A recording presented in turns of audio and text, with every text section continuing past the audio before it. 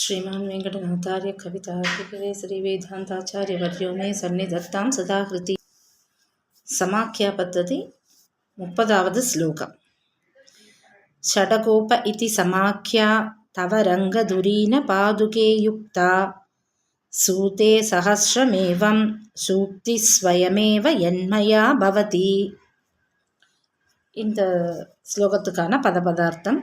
ஹே ரங்கதுரீன பாதுகே, ஸ்ரீ ரங்கநாதனுடைய பாதுகையே, தவ உனக்கு, ஷடகோப இதி ஷடகோபன் என்ற, சமாக்கியா பெயரானது.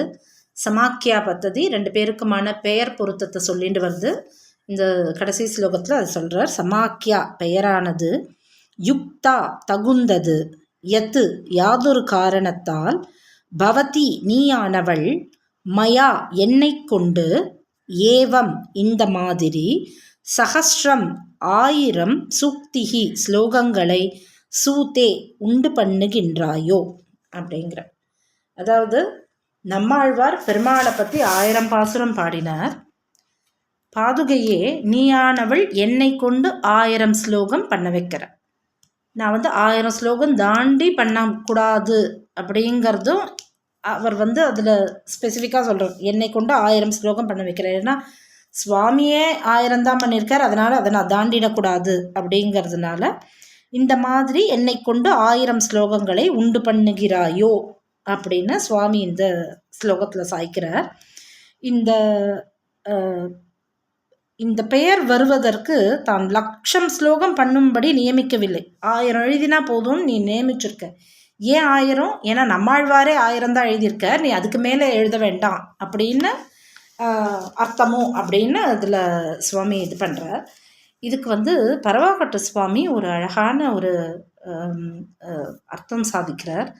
ஏன் சுவாமி இப்படி நைச்சானுசந்தானம் செய்கிறார். அதாவது என்ன, நீ 1000 ஸ்லோகம்தான் எழுத வச்ச, நான் அவ்வளோக்கு தான் யோக்கியமானவன், அந்த மாதிரி தன்னைத்தானே குறைச்சி சொல்கிறாரா?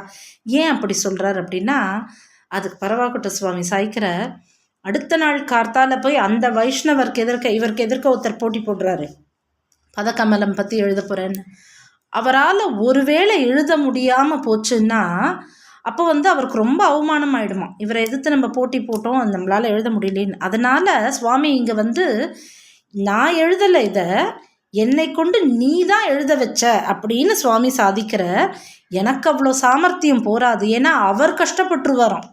நான் எழுதிட்டேன் அப்படின்னு சொல்லிட்டேன்னா எதிர இருக்கிற ஒரு வைஷ்ணவர் ஒரு பாகவதர் கஷ்டப்பட்டுடுவார். அந்த கஷ்டம் வந்துடக்கூடாதுன்றதுக்காகவே சுவாமி எல்லா இடத்துலையும் இந்த நைச்சானுசந்தானம்னு சொல்லப்படுற, நான் எழுதலை, என் மூலமாக நீ தான் எழுதுற அப்படின்றத என்ன ஒரு கருவியாக்கி, ஏன்னா எனக்கு அவ்வளோ சாமர்த்தியம் இல்லை, பாதுகை தான் இதை எழுதினா அப்படின்னு நான் சொல்லிட்டேன்னா அந்த எதிர இருக்கிற வைஷ்ணவருக்கு கொஞ்சம் திருப்தியாக இருக்கும்.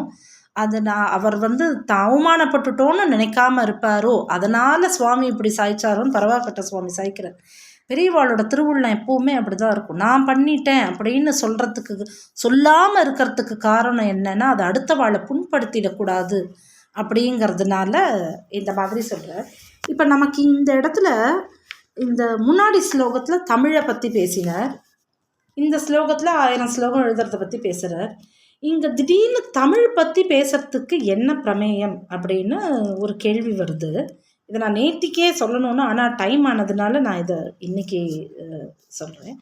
தமிழை பற்றி திடீர்னு எதுக்கு பேச்சு வருது? திருவாய்மொழி தமிழில் இருக்குங்கிறதுனால இது பாதுக பிரபாவம்.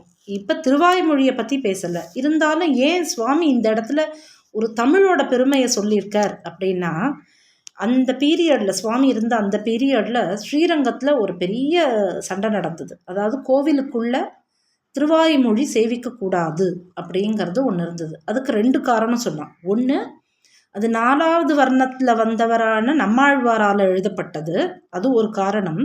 அது வேதத்துக்கு துல்லியம்னு சொல்கிறீங்கோ, கிடையாது. வேதம் சான்ஸ்கிரிட்டில் இருக்குது, தமிழில் இருக்கக்கூடிய திருவாய்மொழியை சேவிக்கக்கூடாதுன்னு அந்த பீரியடில் ஒரு சர்ச்சை இருந்திருக்கு. அப்போ சுவாமி சொல்கிறார், தமிழும் ஒஸ்தி, நம்மாழ்வாரும் ஒஸ்தி. அதனால தான் இதுக்கு கொஞ்சம் ஸ்லோகத்துக்கு முன்னாடி நம்ம பார்த்தோம், சதுர்த்த வர்ணத்தில் அவர் ஆசைப்பட்டு பிறந்தார், ஏன்னா திருவடி சம்பந்தம் இருக்குங்கிறதுனால அப்படின்னு. நம்மாழ்வாரும் ஒஸ்தி, இந்த தமிழில் எழுதப்பட்ட இந்த திருவாய்மொழியினால தான் தமிழுக்கே ஒசத்தி அப்படின்னு போன ஸ்லோகத்தில் சாய்ச்சார். இதை ஏன் இந்த இடத்துல சாய்ச்சார், சமாக்கியா பத்ததியில் சாய்ச்சார் அப்படின்னா, இந்த சமாக்கியா பத்ததின்றது பாதுகைக்கும் நம்மாழ்வாருக்கும் இருக்கிற பெயர் பொருத்தத்தை சொல்கிறது. சமாக்கியா அப்படின்றது அந்த பெயர் பொருத்தமானது எப்படி இருக்குன்னு சொல்லிட்டு வருது. ஆக நம்மாழ்வார் எழுதின திருவாய்மொழியை சொல்கிறதுன்றதே அவ்வளோ புண்ணியம் அப்படிங்கிறத இந்த பத்ததி முழுக்க சுவாமி சாய்ச்சிருக்க. அதனால தான் ஸ்லோகம் சொல்லிட்டு வரும்போது சான்ஸ்கிரிட்டில் தமிழை பற்றின உயர்வை ஒரு ஸ்லோகமாக அவர் சாய்ச்சிருக்க. இப்போ இதோட இந்த சமாக்கியா பத்ததி நிறைவடைகிறது. ஒரு ஜிஸ்ட் மாதிரி சமாக்கியா பத்ததியோட சுருக்கம் அப்படின்னு பார்த்தோன்னா, இந்த பத்ததி முழுக்க பாதுகையையும் நம்மாழ்வாரையும் ஒப்பிட்டு கூறுவது. முதல் ஸ்லோகம் 21வது ஸ்லோகம் 2 பேருக்கும் காமனான நேம் இருக்கக்கூடிய சட்டாரி அப்படிங்கிற பேர் பொது பெயர், 2 பேரையும் குறிக்கிறது. 22வது ஸ்லோகத்தில் பெருமாளோட தொடர்பை நமக்கு ஏற்படுத்துறது 2 பேருக்குமான ஒரு காமன் கோலாக இருக்குது அப்படின்னு சொன்னார். 23வது ஸ்லோகத்தில் திருவடி சம்பந்தம் பற்றி சொல்கிறது. இவர் திருவடி சம்பந்தம் வேணும்னு சதுர்த்த வர்ணத்தில் பிறந்தார், திருவடி சம்பந்தம் பாதுகைக்கு எப்படியுமே இருக்குது அப்படின்னு 2 பேருக்கும் இருக்கக்கூடிய திருவடி சம்பந்தத்தை பற்றி சொன்னது 23. 24வது ஸ்லோகம் 2 பேருக்கும் ஒரே விதமான கைங்கரிய சிந்தனை. என்ன கைங்கரிய சிந்தனை அப்படின்னா, இந்த ஜீவாத்மாக்களுக்கு ஞானம் கொடுத்து பெருமாள் கிட்ட கொண்டு போய் எப்படி சேர்க்கலாம் அப்படின்ற ஒரே சிந்தனையாக இருக்கா அப்படின்னு சொன்னார். 25வது ஸ்லோகத்தில் 2 பேரோட சப்தமும் ஒலி, அந்த நாதம் 2மே துல்லியமாக இருக்குது அப்படின்னார். 26வது ஸ்லோகத்தில் நான் தாசனாக இருக்கேன்னு பாதுகை சொல்கிறதாகவும், 27வது ஸ்லோகத்தில் தாசானுதாசனா, அதாவது பெருமாளுக்கு மட்டும் இல்லை, பகவத் கைங்கரியம் மட்டும் இல்லை, பாகவத கைங்கரியமாக இருக்கதாக பாதுகை சொல்வதாகவும், 28வது ஸ்லோகத்தில் தாசானுதாசனா நம்மாழ்வார் இருக்கார். ஏன்னா துயரறு சுடரடி அப்படின்னு அந்த பாசுரத்தின் மூலமாக துயரறு சுடரடி தொழுதென் மண்ணே அப்படின்னு சொன்னதன் மூலமாக தாசானுதாசனா நம்மாழ்வார் இருக்கார்னு காமிச்சுட்டு 29வது ஸ்லோகத்தில் தமிழோட பெருமையை சொல்லி 30வது ஸ்லோகத்தில் நம்மாழ்வார் வேற இல்லை, பாதுகை வேற இல்லை, அந்த பாதுகையானவள் நம்மாழ்வார் 1000 ஸ்லோகம் எழுதினதுனால என்னையும் 1000 ஸ்லோகம் எழுத வச்சா, உன் மூலமாகத்தான் அந்த திருவாய்மொழியானது வெளியே வந்தது அப்படின்றதையும் 29வது ஸ்லோகத்தில் சொல்லி, இப்போது அந்த மேக்ஸ் ஈக்குவேஷன் மாதிரி LHS = RHSன்னு சொல்லி பாதுகையும் நம்மாழ்வாரும் வேற வேற இல்லை அப்படின்னு சொல்லி இந்த சமாக்கியா பத்ததியை நிறைவு செய்கிறார். கவிதார்க்கிக சிம்மாய கல்யாண குணசாலினே ஸ்ரீமதே வெங்கடேசாய வேதாந்த குருவே நமஹ.